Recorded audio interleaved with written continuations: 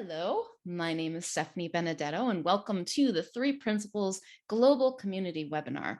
The Three Principles Global Community, or 3PGC, as we like to fondly refer to this community, is a nonprofit organization committed to bringing an understanding of the three principles as introduced by Sydney Banks to people throughout the world. Today, we have Carolina Gallardo Barker, sort of, with miracles can only be discovered with an open mind. Carolina is a facilitator, trainer, and mentor of the three principles in both English and Spanish. Having suffered from anxiety, high stress levels, panic attacks, and insomnia for most of her life, Carolina can understand where people are coming from and help them see a way out in a short period of time. Teaching is her passion, and she's taught Spanish and fitness at various levels. Carolina has also co-created the series How to Connect with Humans on YouTube and Facebook, together with Wayne Yates and special international guests who are prominent teachers of the three principles. So excited to have you here, Carolina. Oh, I'm so excited to be here, Stephanie. This is the first time I was telling you I'm speaking in English for the 3PGC, and it's such an honor. It's such an honor, and I'm so happy to be with you. You're so lovely. We had a great time just before we came in. So thank you so much for that introduction. So this is so interesting to be here today to share with you, to talk to you, to let you know what's going on. What am I saying? What am I not? So this talk was scheduled for like 3 or 4 weeks ago, and then it had to be rescheduled. I only do that pretty much if I'm nearly comatose or I have no voice to speak. So that's how, I had to ask to change it. So, and I had to see that there was something in there for me. There was something in there for me that lately I had to cancel everything. I had 2 months of not working.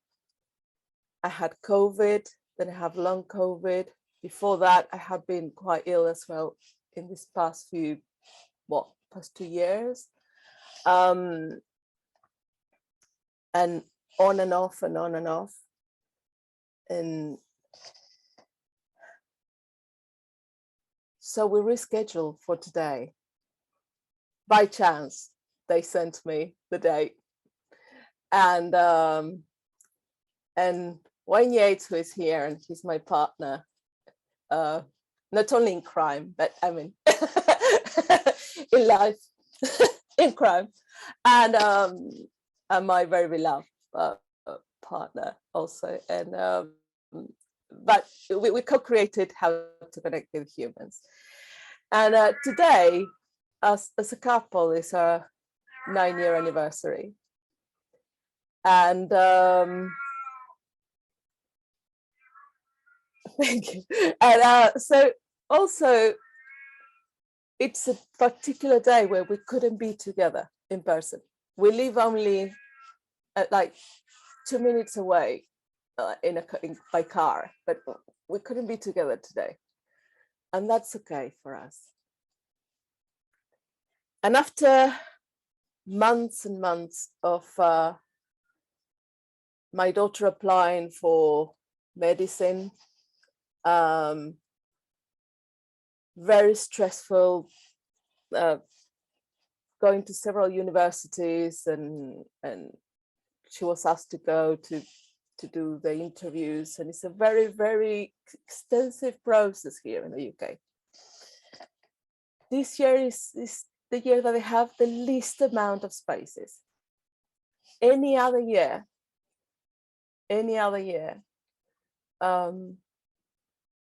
she would have got a place for medicine. Today she got the last rejection, just about an hour and a half ago. So my heart sank. Now, one of the things she got, because she decided out of her choices, she could choose 5 universities, but one she chose biomedical science, just in case, because it was a good backup in case she couldn't get into medicine, which she was advised because of how difficult it is to get in. Now, that university said yes from the beginning and then came back with an unconditional offer. And the University of Lincoln, because I would like, if anybody from there hears this, I would like to say how wholehearted this unconditional offer was and is. They sent her postcards, like love letters, saying, we hope you choose us. We're really looking forward to seeing you. For Christmas, she got another postcard saying, we care about you. We're really looking forward to seeing if you choose us. Today, another postcard arrived. Today, saying #LoveLincoln.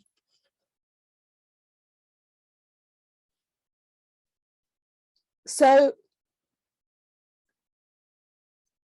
without wanting to say that there's something in like, oh, well, this was a sign. No, it wasn't.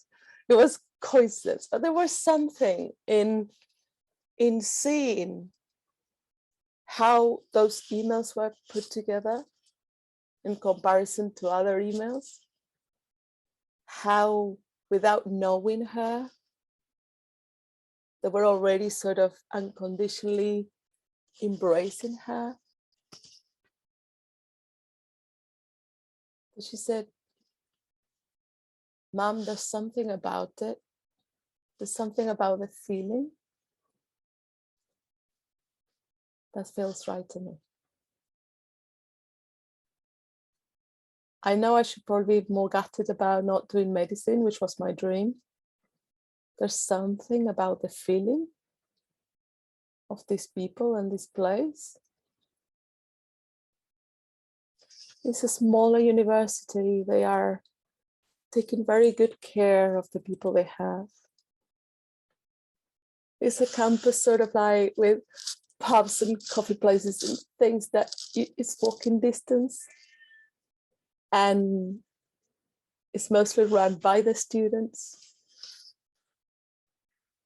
We're having this conversation and she was saying, well, if I go to Manchester, it's such a big place. She managed to turn around the rejections of medicine from other universities into offers. So she then had a nice amount of offers from other universities. Manchester was one of them.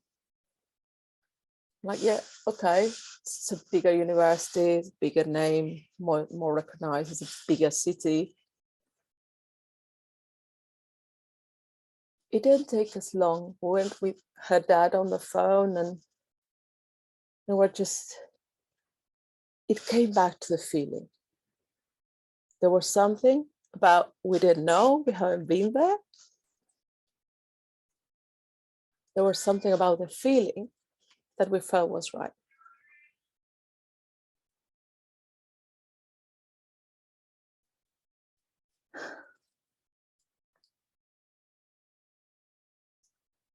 So I'm coming to do this talk sitting in one of the biggest roller coasters of my life.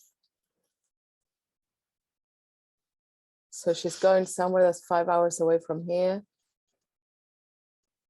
It's the first time we're going to be apart.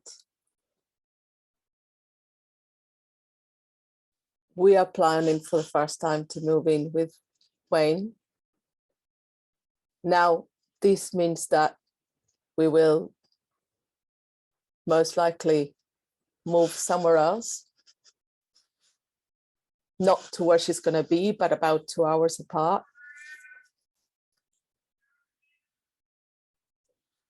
I have been 21 years in the UK. I'm from Argentina. And I have been nearly 19 years in this house. This house that you can see there through the window, what I see every morning. So I'm coming here to tell you about what do I see in the moment where I'm sitting on the fire of emotions, on the absolute changing roads of life. It looks like that. It looks like that. She has confirmed Lincoln just right now. So it's dismantling the house. It's bringing a house together and a start with my partner. It's being separated with my daughter. That's how it looks like it, because that's what makes common sense. Again, nobody knows what's going to happen tomorrow, right?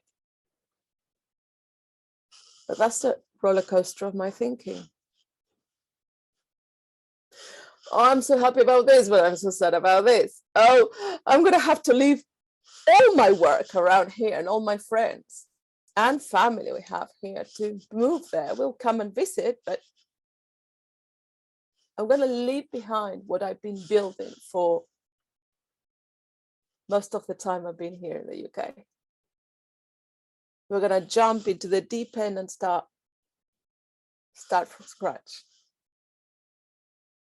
I am terrified. I am worried. I'm resisting.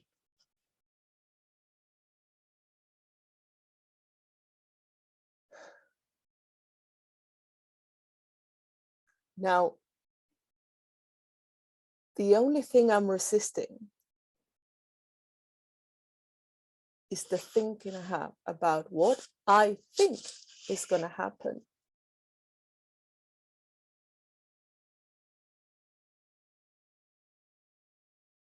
Because I don't know.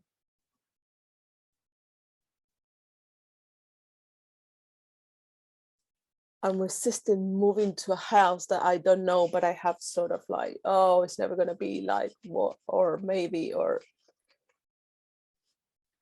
I'm resisting, letting go of, it's a letting go of everything. Life put me in the past more than 2 months on a let go, Carolina, let go. Let go of trying to get up from bed, let go. Let go of trying to force your breathing. Stop it. Sit down and have a break. Cancel things. People will still love you and respect you, hopefully.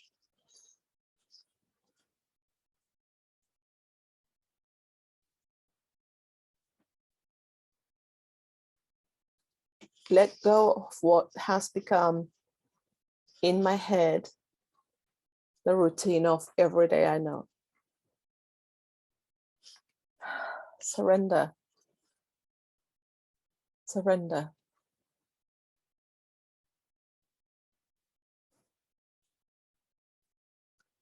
When I called one of the gyms that I work in, because I'm also a fitness instructor, to say I had COVID, they said, oh, but can you come and do the class anyway? And I was like, I thought, oh, obviously she didn't hear me properly. I said, no, I'm positive for COVID and I feel really rough. And she was like, oh, okay. No, because if you're okay, now we treat it like flu. You can come and do the class.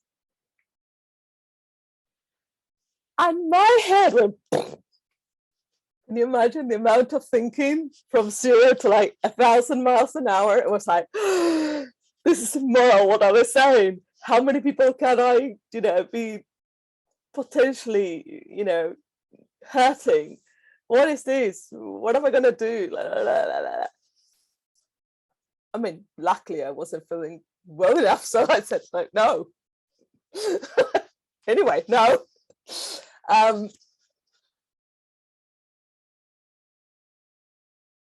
That was another sort of like, what? The living with COVID era. So, because this is going to be recorded, to put you in perspective, this is April 2022. End of April 2022.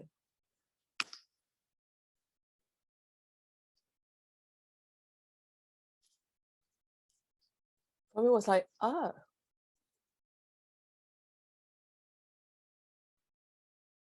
the way I perceived COVID and the way we went through a pandemic for 2 years, so that's how I understand it. For me, it was like somebody was saying, oh, please come with your, I don't know, with your big gun full of, I don't know, ammunition and start shooting around. That's what I heard, which is like, what? There was a different perception. She was telling me, we have a different perception of our everyday. We change our perception.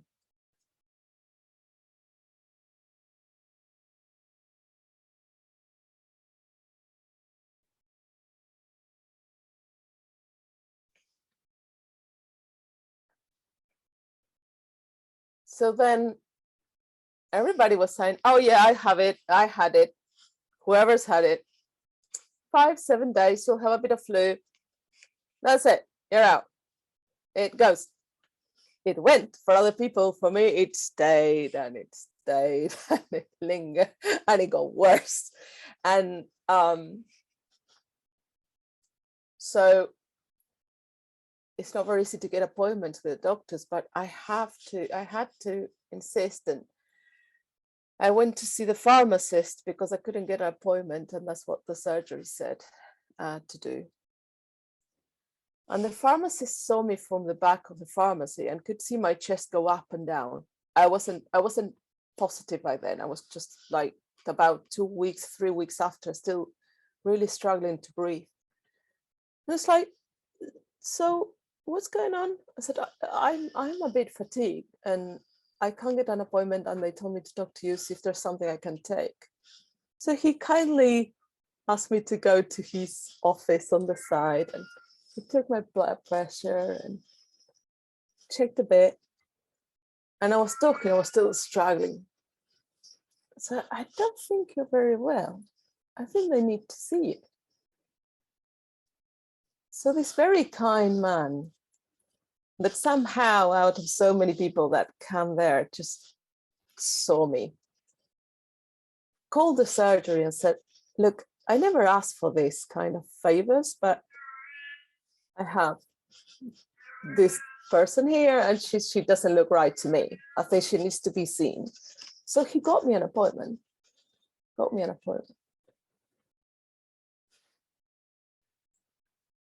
And I went to the appointment, and I was having pain in one of my breasts, and then I realized that some bloods have not come back very well, and so I was flagging out things that, so well, it could all be just inflammation about this or something else. So yesterday we go with Wayne to the to a clinic which specializes in breast, basically. And Wayne couldn't park, and it was a roller coaster of emotions during the whole weekend. And I had to go there on my own, and I'm struggling to wear the mask.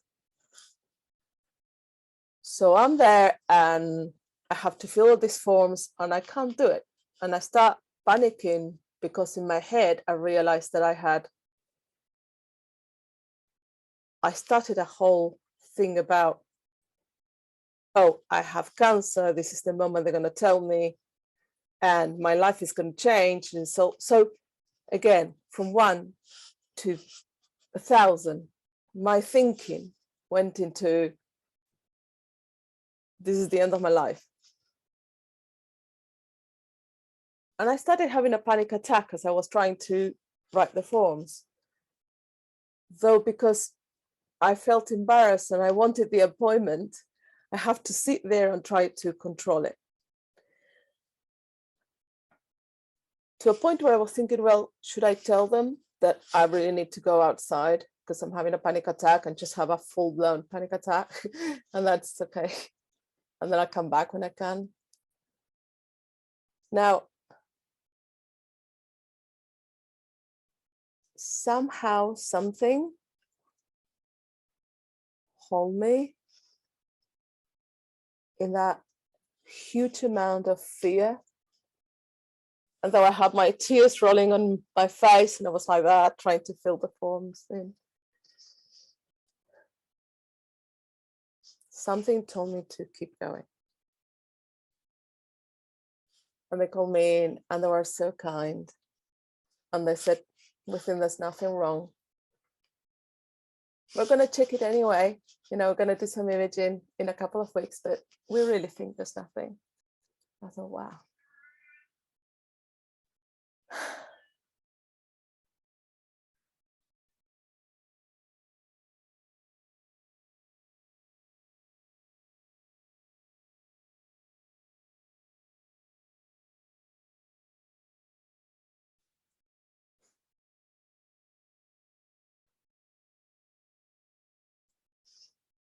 We went back to, I went downstairs and I found Wayne that was like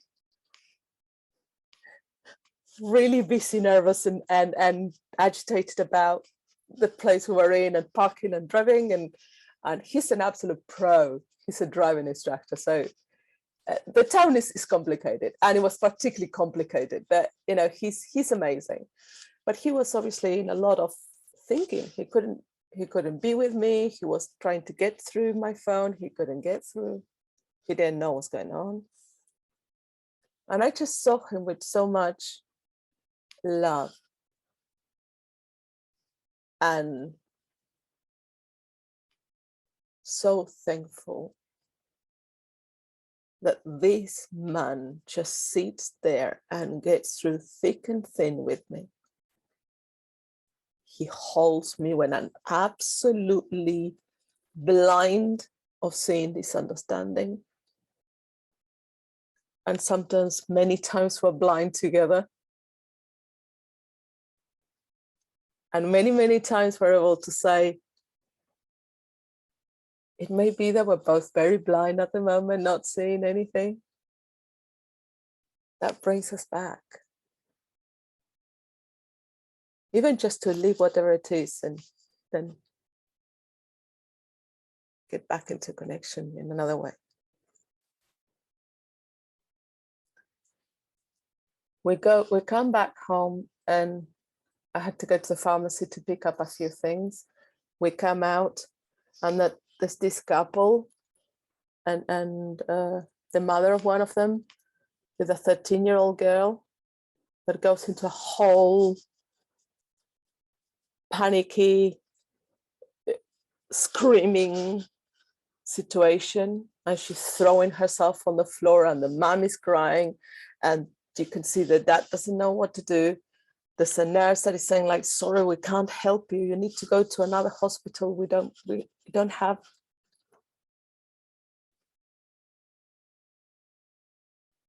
And I just went to the car and said to Wayne, just please give me a minute. I'm going to see if they need any help. Now, you could say I had enough in my plate.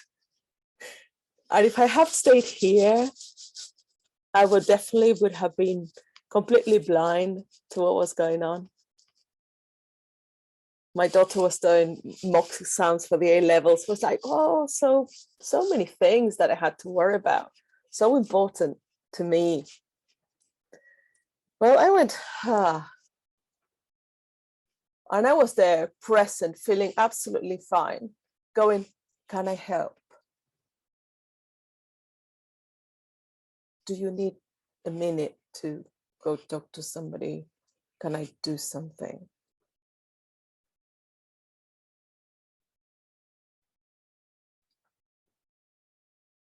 I didn't know what I could do. I felt so much love for them. I could see that girl struggling, but I could see her in complete mental health. And I could see how easy it was not to see that. They told me they had been for the past 6 months having to lock her up because she wants to kill herself. I said to the grandmother, do you want a hug? I didn't have to talk about anything. And she said, well, I don't know. And then she just came into my arms and she let go and cried. And then in 2 minutes, we're sort of like talking a bit and, not laughing, but having a bit more of a lifted spirit. So, well, you never know. You may find the answer now. I was completely out of my busy thinking, worry, future, what's going to be, what about me? What about me? What's going to happen to me? I didn't care. I offered to stay. I nearly said to Wayne that had to go to work, just go. I'll stay here with them. And then something told me to know, Carolina, go back to the car, go home, take care of yourself. Because at that point, they had people that have came there to give them a hand. Now, I know this is a very extensive amount of information of things that sound really, and oh gosh, she said she was going to talk about miracles. Well, I'm going to tell you what I'm seeing. Stephanie was saying to me, how do I pronounce your Spanish name? And she was practicing. And I said, you know what? Just feel free to completely mess it up.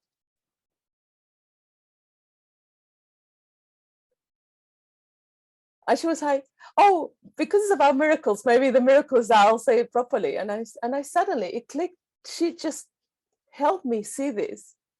And I thought, maybe the miracle is that we're allowing ourselves to make mistakes. That for me is a miracle. To see that. To see that in the middle of the worst situations where I'm most afraid, where everything I'm seeing looks like absolutely real, and I have 100% reason to be scared and worried. There's something in me that says, you are supported. Even if you can't see anything, even if you can't see that you're going to get through this, even if you're scared of the feeling, that's okay.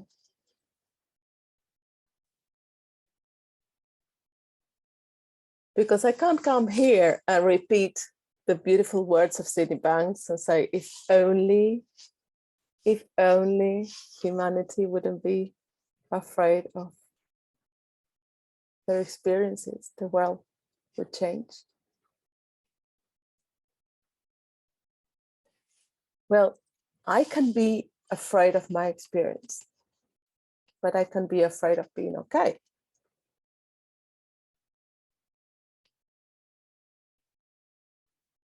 I can be in a roller coaster of emotions. I'm thinking, how am I going to get to this talk and make it interesting or be there for people and say something that remotely sounds like anything about miracles.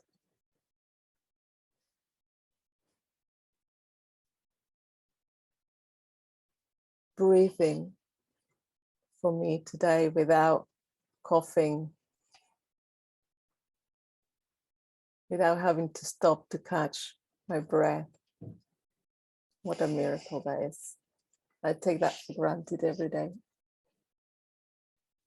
I do.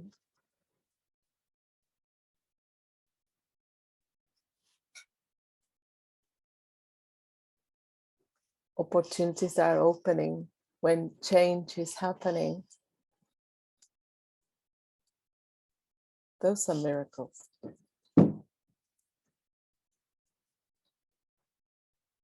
Having you here today.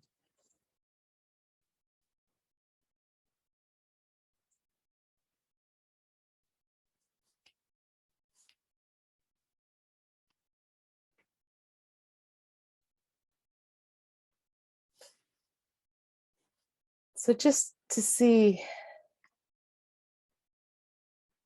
if any of this makes any sense. And if it's resonating with you, I would love to hear either if you want to share something or if you have a question.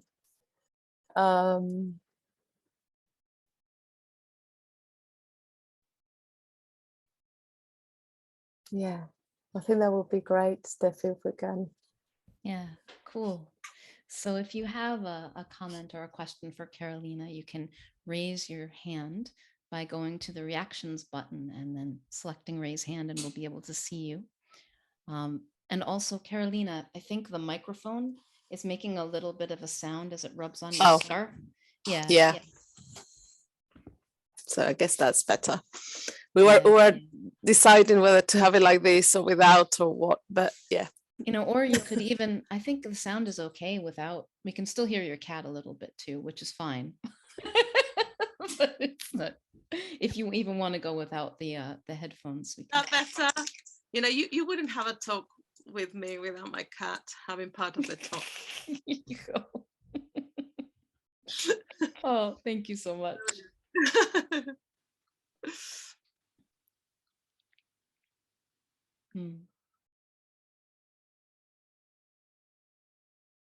So I'm curious, I'm going to ask a question here.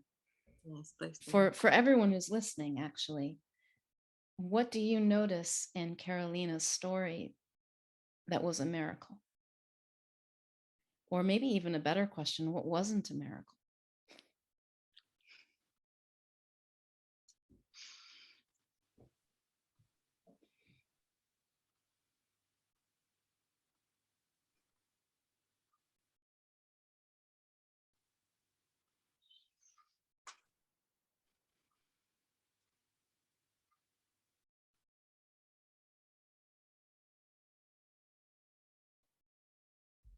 Aha, Marlene. Oh, beautiful Marlene. Hi, Marlene. Hi, Carolina. I really appreciate what you were saying today, because I feel like I'm in some sort of a transition too, and I get into a space where it's like I really should do something, but then it's like, but I don't know what to do. But you really should be doing something. And then I get all worried and concerned, and so I love this idea of this, the miracle, because I know that these things happen, and I don't know when or how, or if, but I just forget sometimes that that's how it all works, that it's not up to me. It's not for me to manage or control, but I still go into these phases of like, oh God, Marlene, just figure this out, right? Yeah. That's wonderful. And thank you for sharing that. So can I ask you, so how do you know something is a miracle?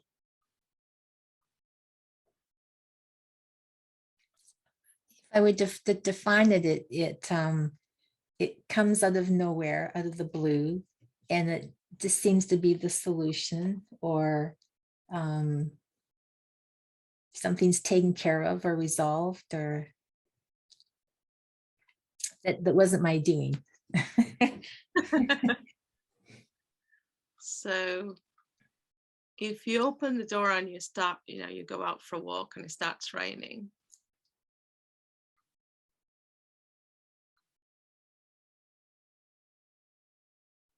I mean, obviously we perceive it differently every time we do that, or it happens.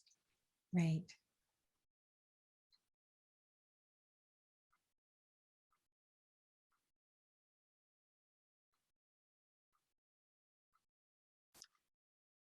Where I'm sitting at the moment, by your description, I could describe that as a miracle. It's something that came out of the blue. I have nothing to do with it. It's sorting out things. It's giving water to the animals, to the plants, I don't have to do anything. Maybe it's getting me wet, whether I like that or not, it's a different question, but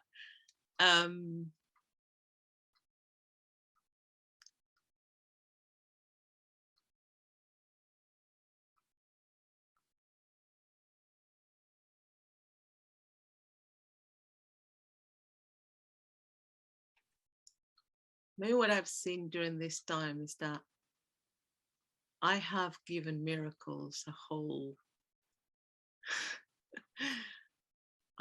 super duper dimension of Disney World appearance. And it's like, a magician going like, abracadabra, and then poof.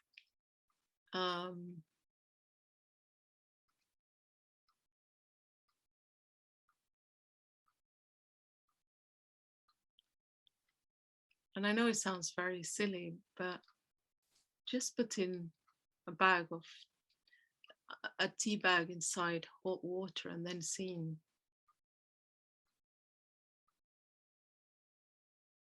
that experience or something changing so quickly. I mean, how many things have to happen for me to have boiling water, the cup, and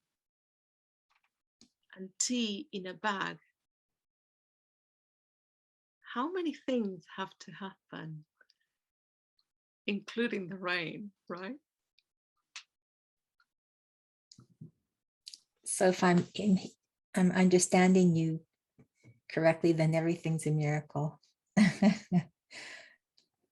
You and me can see everything as a problem at any point. Yeah. Or some things as a problem and some things as a miracle, or that miracles don't exist anymore and whatever. The love of the universe has abandoned us and forgot us. I tell you what, I've been feeling like that a lot. But then something very little brings me back. And then I think, I'm not seeing the amount of things around me that are spectacular.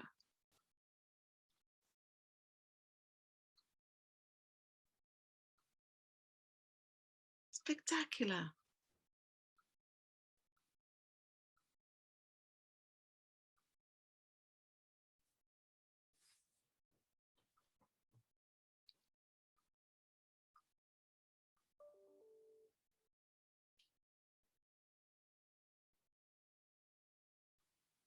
And there are moments in life where change comes as a big thing.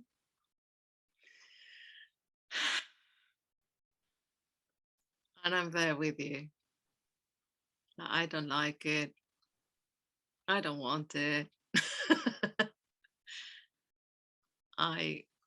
It feels like I should be doing so many things that I'm not doing, that I should get more busy and active. And I give myself a lot of thinking about it, of like, well, I don't know where to go or how to go, or well, it so happens that when we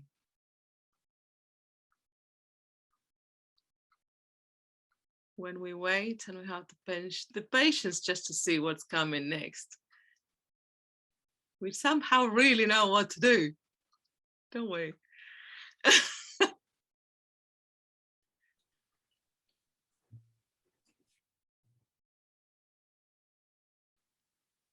That's the miracle of when you are there, you have everything you need to know what to do. When you're not there yet, if you are, 3 miles away from the place you're supposed to arrive, and you're very busy thinking where you're going to park, well, that's a very difficult thing to answer, isn't it? Because you don't know until you're there.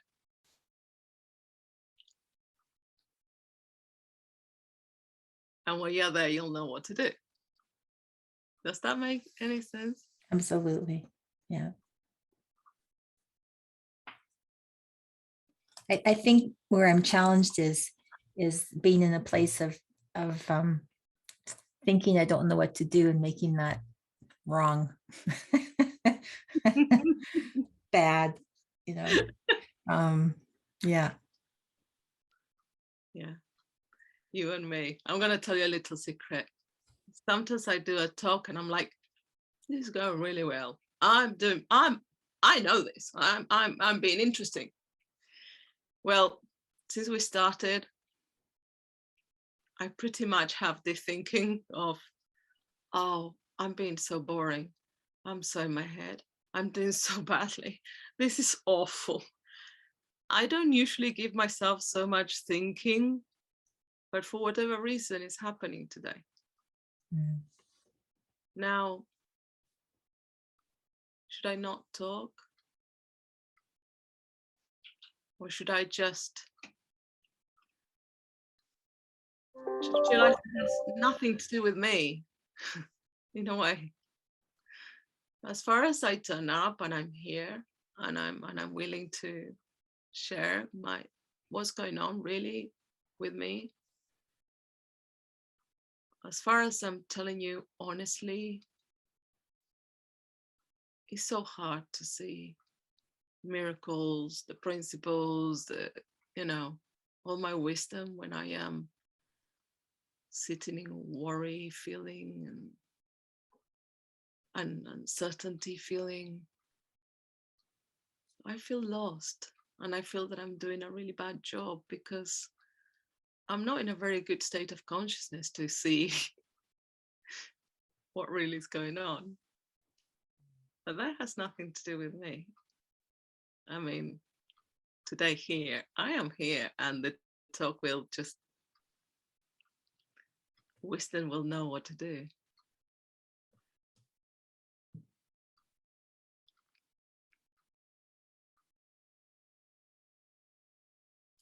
Good reminder. That's how it works. I forget from time to time. That's how it works. It's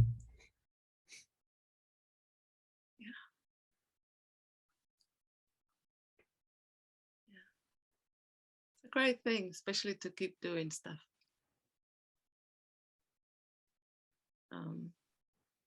One of my teachers used to say, what you think about you is none of your business. And I didn't get it for a long time. It was like, what do you mean? Like, no, because if every time you think you're not doing things well, you stop and you don't keep doing, then probably you're not going to do much. But as you do, you learn. And if there are things that you're not doing great, then you can learn and do them better. And if I talk for an hour, but 3 minutes for good for somebody, That's enough. I hope. That then I remind myself not to let my thinking of how I think I'm not being good enough stop me from doing things.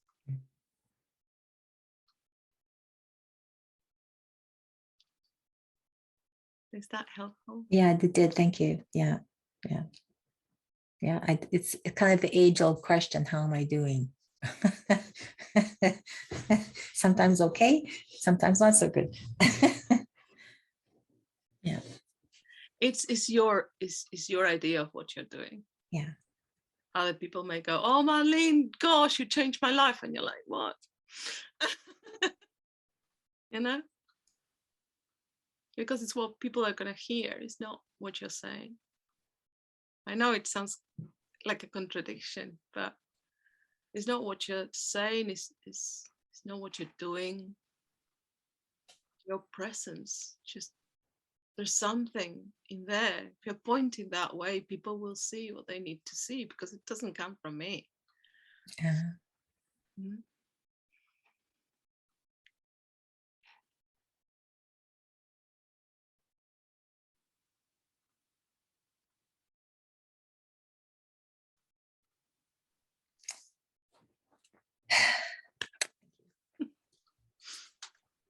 Thank you so much, Marlene.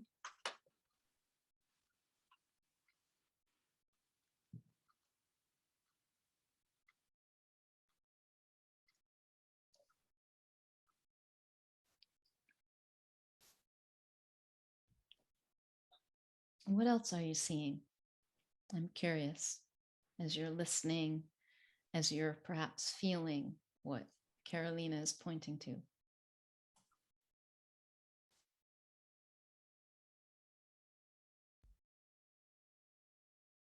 This question's for everybody, by the way.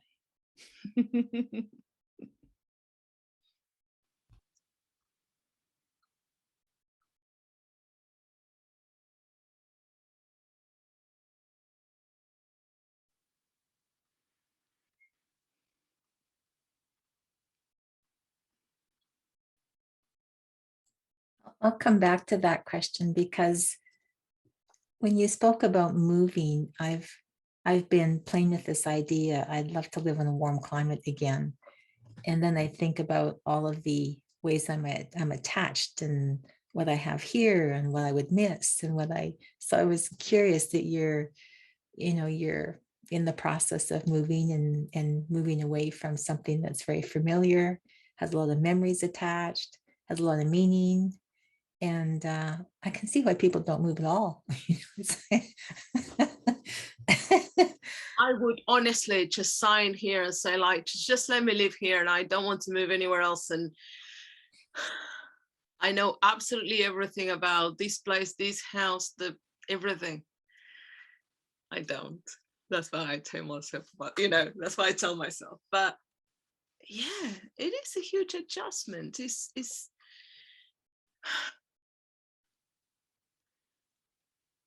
I left everything behind and I came here with my fiance, then my husband.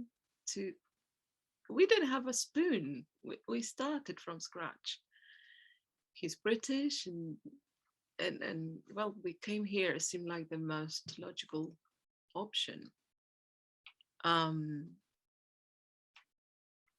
It was hard. It was hard. Like, even I loved it, but it's like, it's okay. Like, things were, cars, everything was going in the opposite direction of what I was used to.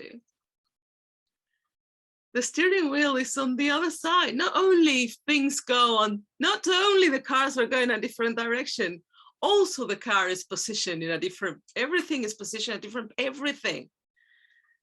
And here they use like imperial measuring for things. It's still today that they say, geez, it's like, okay, 20 ounces of this. And I'm like, why is 20 ounces? Just please stop. these days I can go to my beautiful mobile phone, get something that transforms things to whatever, and and it's easier. 20 years ago, it wasn't so easy. Oh, how far is that? Or it's just so many yards, so it's so many miles, or I'm still struggle with what is that? Also here people measure things in time. Oh, it's a 10-minute walk. A 10-minute walk for whom? What seemed to be a 10-minute walk for, somebody that is tall and agile, for me, it was like another 20 minutes to get there. So where exactly is in 15-minute walk? You'll find it. 10 there, 10 to left. I live in a place that is, Argentina is like many big cities in Europe, like a grid, like I have behind me. So all the streets are like that. They're all blocks. So if you didn't go to the place you wanted, you just turn on the next one and go around, and and you just go back. It's easy to organize. How far away? 12 blocks, 10 to the right. 12, you count 1, 2, 3, 4. It's easy for me. It's organized in a way that my head used to be more comfortable with. Everything was different. I came here with good English. Now the problem is it's better if you go, yes, me, Carolina, Argentina, not speak mucho the English, because then people slow down and then they try. But when they hear that you speak a bit of English, people just go, blah, blah, blah, blah, blah. I didn't know, they don't teach you that the UK on its own has, gosh, God knows how many accents. And I went to Scotland and I thought I was in Germany. I couldn't understand a word. It's taken me years to hear many people from different places and understand what they're saying, and I'm still struggling.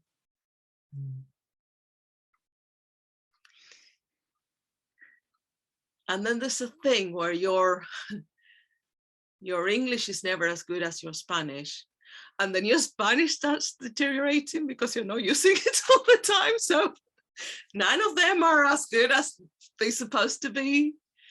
And you look a bit stupid because there are things you don't understand, or you know, if I'm tired, my accent also is like, or pronouncing words. The whole mouth, my palate has to change to pronounce things here properly. So yes, I don't know how much change there is in that warm place that you want to go. But it took me a year to be able to drive because I was looking that way. Things were coming this way. You know, it's like my ex-husband was pulling me from the past while I was crossing the street. So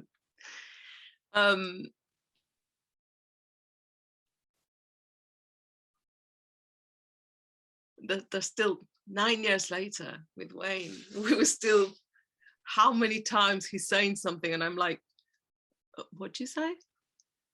Say it again. I don't understand. What? And then I get a bit cross because it's like, if you keep repeating it the way you're saying it, I'm not going to understand it.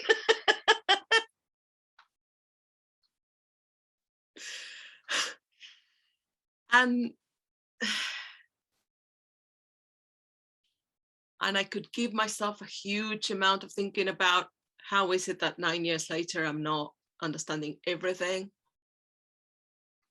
that I need subtitles so many times on the telly because God knows what they're saying.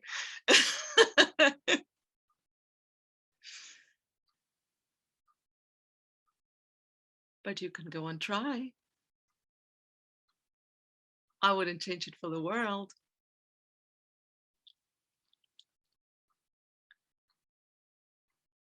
I don't know what it means, but I realized just very recently that I live in a time and in a way that luckily, if I need some things, I can just go buy them. I don't need to keep accumulating stuff just in case I need them. That's the way I used to think about things. Oh, I need to keep them in case I need them. But in case I need them was like, well, I won't have the possibility of buying them if I need them.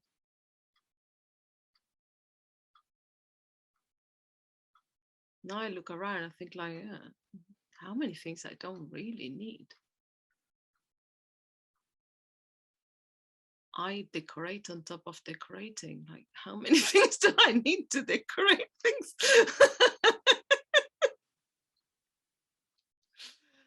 I can start again. They're not who I am. It's an adventure.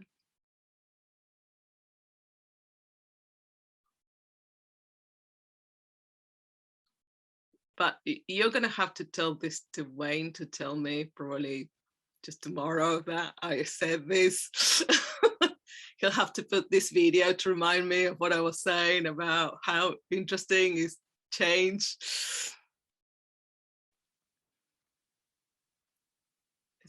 Is that useful? Yeah, it reminds me that life is meant to be an adventure, that, you know, we were created as a way for mind, if you will, to experience itself, living full out.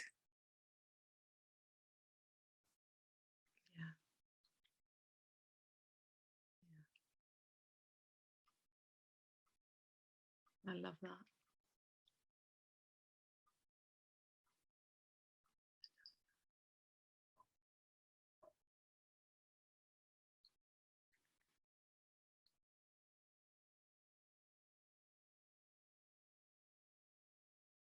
I could see as we were talking, like some people going like, or going, yeah. and I would love if you want to share, but if you don't, that's okay. You can even just write it.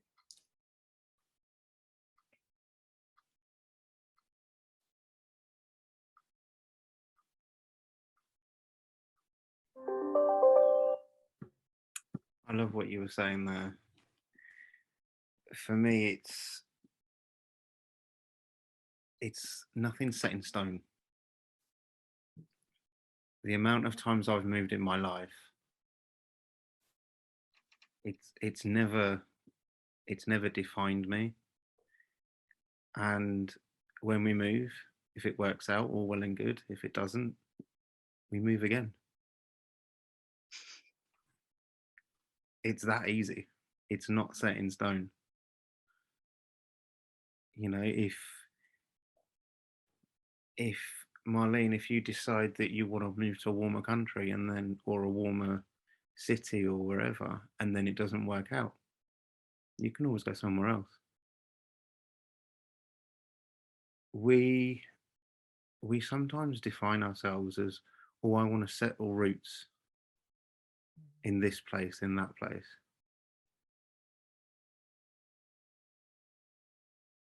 And as I'm saying that, I'm thinking, but sometimes we plant roots in plant pots. They can be moved.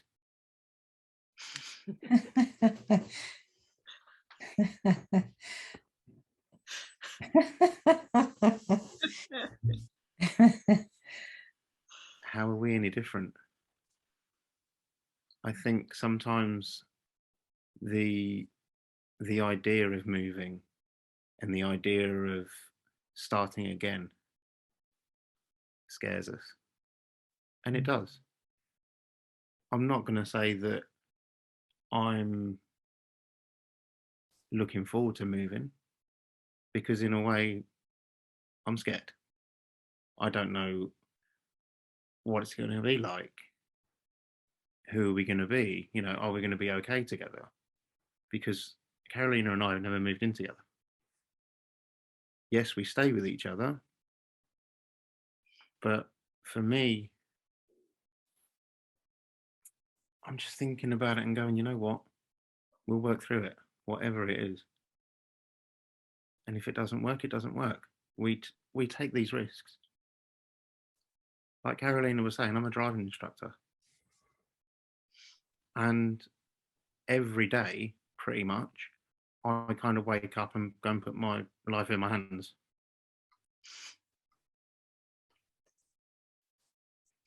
Now, over time, I've got used to it. I remember my first ever driving lesson. I was literally there with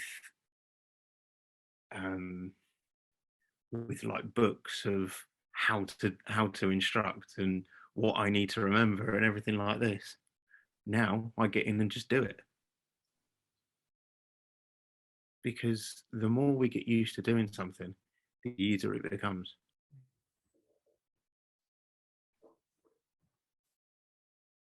And it's the same with thinking about moving. If we just let ourselves just kind of think, okay, well, we're not rooted to this place. We could move tomorrow if we wanted to. And if it doesn't work, we can always come back. With seeing family and friends, we can always come back. But again, it's like Carolina said, ask me again tomorrow and remind me what I've said tomorrow, because I'll probably get in my head again. But that's okay.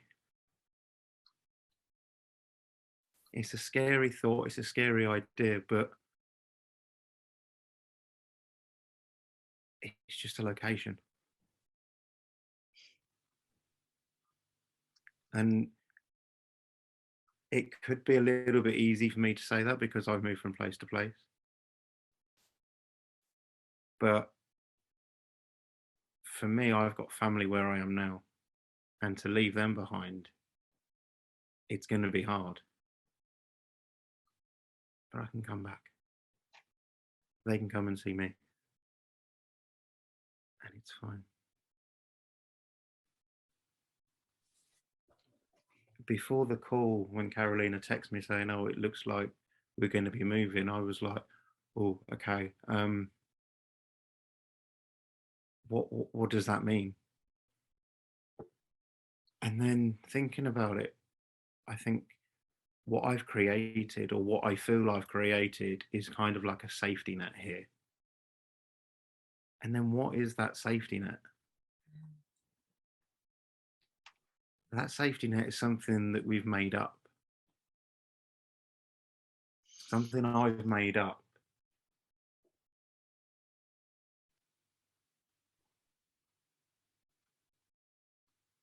It doesn't mean that I'm not going to have a safety net wherever I am.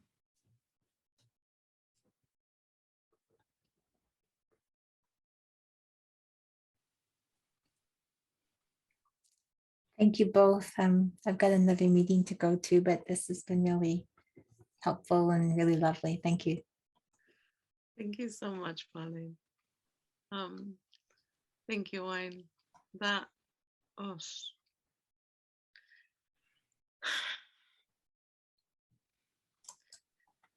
and that's the thing of like 9 years of this. It haven't been 9 years of this all the time. No. But you know, when both in that, when two people that love each other and they are both in this thinking of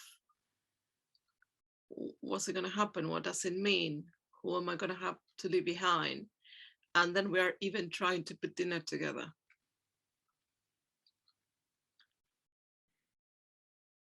Unless we are,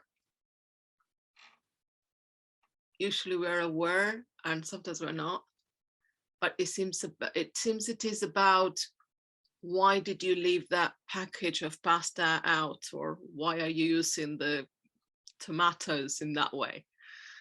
That's not how I approve, sort of thing.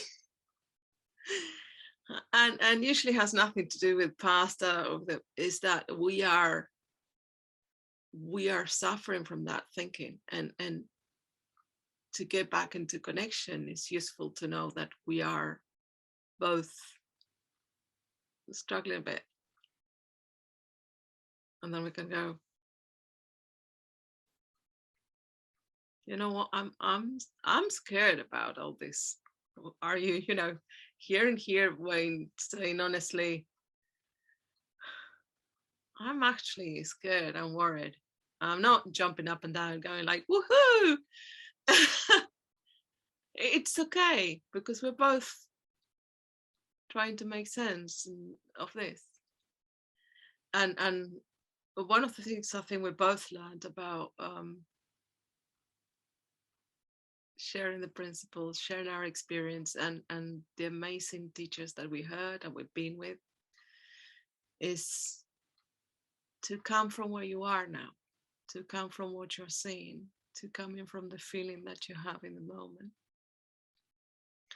And I really hope that I have managed to honor that today. And I can't thank you enough for being here. And also, Steffi, thank you for making it so easy and so welcoming. And love, happy anniversary. We'll say it here. Happy anniversary, done. So thank you so much. Oh my goodness, a very happy anniversary to both of you. That's, I think the thing that struck me most about this is that you talked a lot. There was a lot of talk about emotional roller coasters and things that are quite dramatic. But what feels most real to me is the miracle. The feeling that you're pointing to, that feels more real than all of the drama you were describing that's a miracle. So thank you so much. Thank you so much, and I will see you soon. Yes, and quick invite for everyone. Our next 3PGC webinar will be on Tuesday, May 10th, same time, that's 2 p.m. Eastern time, with Lynn McCartwright and Teresa Walding. They're going to be having an intentional conversation about the principles that guide us, in particular for health professionals. So until next time, thank you so much. Thank you, and looking forward to that. So see you then.